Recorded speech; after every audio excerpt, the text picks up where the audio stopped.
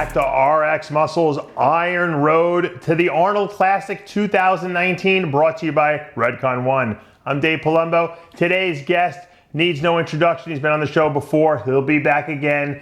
He was one of the, hottest athletes on the circuit last year. Man, I'm talking about is Brandon Curry, all the way from Kuwait. Welcome. Hey, what's up, man? What's going on, guys? What's going on, guys? You've been sequestered for the last 2 weeks over there at Oxygen Gym doing your thing. You've got to be one of the most successful people out of Oxygen there. You and Ruli Winkler. I mean, you guys really use that time productively over there. You make improvements. You come into every show better and better since you've been there. You thrive in this environment, don't you? Yeah, it's just, you just can't dedicate yourself sometimes to everything at the same time. So when I come here, I can dedicate myself specifically to bodybuilding, and you see the results every time I make my time here. Is it almost like a pilgrimage to you? Do you find, obviously you're training a lot and you're doing posing and you're doing all that stuff, but on your downtime, it's got to be very, in a sense, peaceful in a sense, but is it almost like a retreat type of environment there for you? I don't know if I would call it a retreat, but I'm one of those people, I guess I don't need to be highly stimulated on a regular basis, Right. My home life is very highly stimulating with all the kids and stuff around. Of course. So I guess you could say when I'm here, it's like the opposite effect.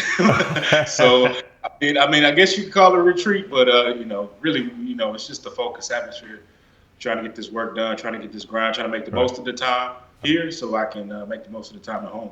I won't even use the word vacation because I know you'll get in trouble with your wife if I do that. But when you go to Kuwait for 12 weeks, obviously you talk to your wife and your kids a lot, I'm sure through Skype and all that stuff. But do you appreciate your family more when you're gone from them for that long? I have to imagine you do. Definitely, man. Definitely. I mean, you really, really miss them. You can't wait to get back, man. Right. And that's just the motivation. Kind of puts the fire under you while you're here. You can't waste this time. That's right. You got to use it wisely because you owe them that. You owe them that little bit because you spent so much time away. So definitely missed them a lot. Can't wait to get back and spend some quality time and have some fun. With kids, Now, you were 5th at the Olympia this past year. I mean, you broke into that top 6. That's like the hardest thing to do. Once someone does that, we call you a true Olympian. You're an elite level Olympian. You're in that elite group. At any moment, you could possibly win the title now. How validating was that for you after a long career of kind of philandering back and forth and, winning shows, but never really hitting it on the money? Now you have 2 solid years of great placings, people really, taking you seriously now, and now you're a top 5 Olympian. Yeah, after 2007 team, when I got the first call out, but I didn't really place in the top 5. Yeah. That was disappointing a little bit, but come 2018, it was definitely refreshing to actually break it, stay in the top 5, stay in that top call out. So definitely it just made me, it's really just a relief, putting this work in here, making the sacrifices that we do here, having my coach with Bader Boodai really believing in me and pushing me here. It's just really, really, really pays off, makes us feel like, we're moving in the right direction. I mean, really, you had a stellar, you had 3 wins, 3 pro wins at big shows in 2017, obviously last year at the Olympia. What made you decide, to enter the Arnold Classic, this year? Well, there was talk about it, was mentioned, but I think when my wife kind of mentioned it and brought it up when she started talking about it, you should do it. And then I just really listened. And then everybody after that confirming it, it just made me just know that we'd be moving in the right direction. So as long as she was cool with it, she really just said, you need to do it. And, I always wanted to win. I actually talked to the crew in, I think, 2017 when I was just attending the event. Yeah. And they said, when are you going to do the Arnold again? And I was like, maybe next year, probably next year. We'll see if we can do it next year. So I was able to stick to my word and compete this year. So, a lot of that had to do with, my wife. She's really influential in my life. If I don't listen to anybody, I listen to her. Yeah, no, well, you got to, it's nice that you have someone who gives you really good advice, you know what I mean? Because sometimes you get bad advice from a lot of people too. Right. You She know, she filters says it. She it first, filters and it. everybody else confirms it. That's how it That's works. right. If my wife gives the go ahead, then I know it's a safe bet that I'm doing the right thing. That's how I always look at it. Now, obviously, you've won an Arnold Classic in Brazil, and that's great. And Arnold was there and everything like that. But for some reason, the Arnold USA seems to hold a higher prestige. If you win that show, it's like you've been validated almost as a bodybuilder. Even if you never win the Olympia, it's kind of like, well, at least I have an Arnold. Everyone knows who wins the Arnold USA titles. What would it mean to you to win this title here in Columbus? And it'd be 3 Arnold trophies for me. I thought you got 3, you got 2 of them. I forgot, right? Yeah. So it'd be really cool. I had to find a good spot for this one. But actually, man, it'd be a dream come true. To be honest, man, I've always the Arnold Expo and the event is the first bodybuilding event that I attended. I was definitely overwhelmed with the experience. My first experience at an Arnold Classic event.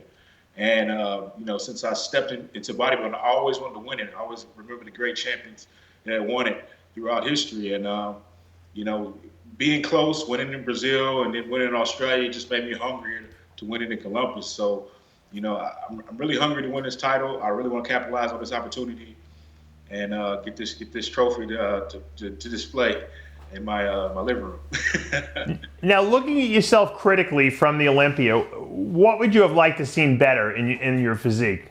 Was that the best we've seen of you, or do you feel that you could have been better? No. I definitely feel I could have been better, man. It's like I needed a little bit more separation. Definitely through the legs and in the back for that show, for that event.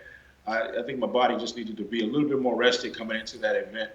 And that's probably the mistake that I think I made for Olympia, because the weekend is a little bit busy. You're always on the go, always on the move, always trying to do this and do that. So we just wanted to come in a lot crisper for this show, a lot better condition. And with me being 36 now, it's like the muscle maturity is just taking over. So I may not be necessarily substantially bigger, but for some reason my physique looks substantially more developed. So it's just like we're stepping into this groove for this show, and everything's been working really good. And all the goals that we've had as far as, improving the quality of the leg separation, some improving the outer sweep, the leg mass, and the hamstrings and the glutes and the back detail. All this stuff, it's just come easy. I mean, even at 4 weeks out, we noticed a comparable difference to the Olympia stage. So it's just very exciting. It's very encouraging, and I can't wait to get on stage. Yeah, you mentioned your age at 36, which is, for bodybuilding, is still very, very young, obviously. But I noticed you get a few white hairs in that beard. I'm always used to seeing the Brandon Curry. I'm used to seeing that Brandon Curry jet black, perfectly manicured, facial hair. Yeah, I got plenty, man. These kids, man. Kids will do it to you, right? I know. The more I got, the more I had, the more grades will start to come out. How many kids do you have now? What's the total? We got 4 now. I'm trying to catch you. I got a third on the way now. Hey, that's what's up, man. That's what's up. I'm not wasting any time. I'm 51, man. I'm coming after you, Brandon. I know you love it though, man. Yeah, I do. I absolutely do. I completely understand where you're coming from now. You can't, until you have kids, it's impossible to explain to anyone the feeling of having kids and what it's like, even though it's crazy and there's a lot, it's nonstop. It's the most enjoyable thing you can possibly experience. It's the best roller coaster ride ever. Yeah, exactly. It's the only thing that's better than winning the Olympia, I think, right? Right, exactly. Well, Brandon, exactly. we're looking seeing them be successful though is another thing. So when you get to that stage and they're doing their own thing, that's like one of the best times. I know. Yeah, mine are still very young still. So, let me ask you this question: do you ever think? I mean, I know you like going out there to Kuwait. Obviously, it's a good environment for you to train at. At some point, do you say to yourself, you know what? I think I got this thing down, pat. I don't need to go out there anymore. I can communicate with them via the internet and phone and stuff like that. Would you think you'll get to that point, or do you feel that you really need to be in that environment to be your best? I mean, it's always a possibility that's an option for me. But my coach here, he's very, very hands-on. Mm-hmm. So the time that I need to be here is probably a lot more limited than it was in the beginning. Yeah. So that's something that's good. But my coach here, he's a really, really hands-on guy, man. He likes to be in the trenches. He likes to look at me every day. And I think that really makes an impact. So I do think the time spent here will, that I need is be little and little. The more we go on, the more we figure things out. But if there's ever a time where I need to prep at home, I think we can make it happen. So right. I always have that option. We'll just have to see what life brings us, in the future. So. I got to bring this up only because I'm sure people are wondering what's going on. What's it like out there? Does anyone talk about the fact that Big Ramy has left now and is in Dubai? It's not much Big Ramy talk around here besides the fact that somebody that comes into the gym that may not be in the loop may be expecting him to be around and ask about him. Right. But as far as amongst the core group of guys, it's like we may check on him, we may get the updates. See that he's doing well, but it's not a lot of Big Ramy chatter when we get together. Yeah. Was that controversial? Was that big news out there when he left? I mean, nothing that I was around that was controversial, that I was personally around. Nothing that, my coach in general is just spoke. I just want the best for Ramy. He's a man. Sure. He needs to do what he needs to do. And he's not gonna be happy till he's doing what he wants to do, right, as a bodybuilder. So we respect that decision. It's his life. He got to start here, and I know that'll always be a part of him. But like I said, he's got to do what he has to do to be at his best. And as a man, you can only respect his decision. Right. What's the environment like out there in Oxygen Gym now? Because I don't really, hear that much. It's kind of quiet over there on that. Usually we were hearing tons and tons of, Bader was out there promoting. It seems like it's a little more low key. Obviously you're out there. I'm assuming Ruli's out there as well. Any other top guys out there that we should be aware of, or maybe new guys that have come and joined the team? They got a lot of crew that's existing out here in the Middle East that are still being prepped by some of the coaches. We got my coach. He's working with several athletes in the United States, as far as from overseas. Right. Bader himself, he's a lot busier right now. He's got a new gym that's opening here. He's got a project in Qatar. He's got another big project in Saudi Arabia. So he's in and out of town. So gotcha. he's not here as much because this season for him is he's a businessman. So that's another thing that's different. Even Rolly was not here as long as I was. He started his prep a little later here. So gotcha. By the time he came, it was pretty. I think it was maybe 8 weeks out or something like that. But and there's talk that he's not at his best. I don't know. I don't make any critical decisions. The thing about Rolly is, man, I've seen him come into a show, and it looked like he's not on time, but he has that kind of muscle that doesn't really go anywhere, and he can really push himself, and really grind and really keep the calories low and really suffer, and be a little moody and stuff. But his muscle's not gonna go anywhere. So I've seen him turn things around quicker than I expected him to. Right, in passing, seeing him always on cardio, seeing him here, seeing him there, seeing him cover his sweat, and thinking, man, he's working hard. But like I said, he's got that kind of muscle on his frame. It doesn't really go anywhere, man. He's just getting conditioned at the last part of the spectrum. So I don't really count him out. I know as he's getting older, of course, it's gonna be difficult, more difficult than it used to be younger. But of course, it's interesting to see him work, man. He's a workhorse, and he's had some unspoken events and injuries and stuff coming leading into this. Okay, that's been a part of it. So I know it's not been talked about in the media, but it's been a part of it. Well, people don't realize that there are other factors sometimes that come into play that everyone doesn't know about, and so people just judge you on what they see, and like you said, there's always a story behind the scenes. Right, and his brother's out here as well. So his brother's out here prepping, I believe for the New York. So that's his brother's Quincy Winkler's first time prepping out here. I heard Quincy's going into the open category. Is that true? Yeah, he's going into the open. So he decided to come out to Kuwait. He's rooming with his brother, working with Oscar, getting ready for the New York Pro. So he's probably the newest guy out here on the scene. Like I said, it's really kind of slow time around here. You got a couple guys getting ready for amateur the amateur Olympias. You got a few amateurs getting ready for the Arnold, but it's not like a crazy bodybuilding atmosphere that I think we have here in the summer. Right.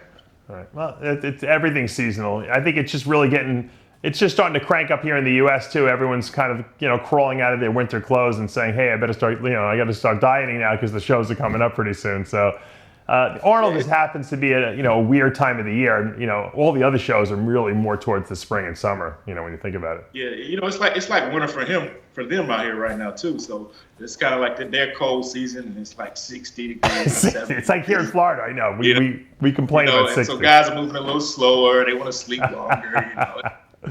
They're wearing their coats and their jackets. Like it's really cold. It's fun. It's fun to see. They don't know what real cold is over there. Yeah.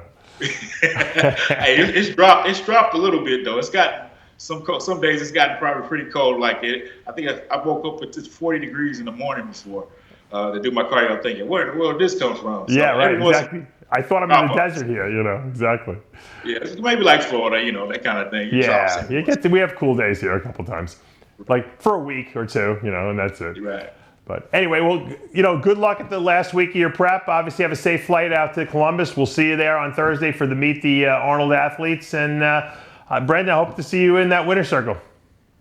Hey, man, I appreciate you guys. Thanks for the support. Shout out to my sponsors, SciTech and MNX Sportswear, for supporting me. And like I said, RXMuscle, man, I appreciate you guys. And I know you guys will be there covering it for the best coverage of the event. So thank you. Keep it up, guys. And like I said, hopefully I can be in that winner's circle and holding that Arnold trophy and trying to answer those questions he dishes out. Prepare some good answers. At least now you know the questions already, right? Yeah, I got to see if I can pull a Cedric. You got to pull a Cedric. Yeah, no one can pull a Cedric, but maybe Cedric could write the speech for you if you ask him. Yeah, right. I know Cedric. It probably just came off the top. Of course it did. It came off the top, and he's been rehearsing it for 20 years, though. That's the truth. All right, Brandon. Be good, and we'll see you in Columbus. All right, brother. All right. And guys, that is going to take us to the end of another episode of RXMuscle's Iron Road to the Arnold Classic 2019. I'm Dave Palumbo. We'll see you next time.